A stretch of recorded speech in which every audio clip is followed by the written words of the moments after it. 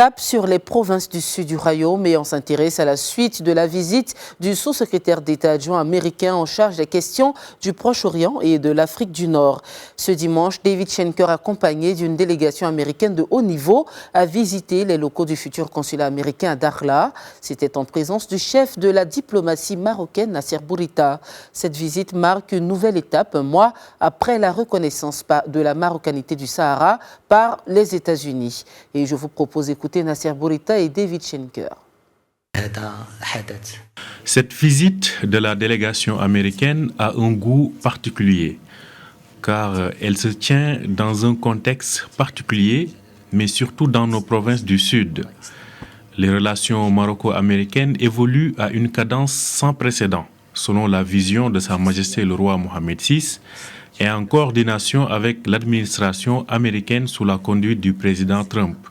Ces relations ont connu ces dernières années une évolution très importante à travers les visites de délégations de haut niveau des États-Unis, la signature de plusieurs conventions relatives au développement du commerce et la coordination entre les deux pays.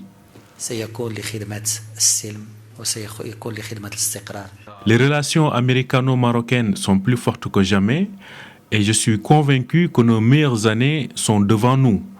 L'année 2021 marque le 200e anniversaire de l'ouverture de la première mission diplomatique des États-Unis au Maroc, à Tanger, où se trouve la plus ancienne installation diplomatique américaine du monde.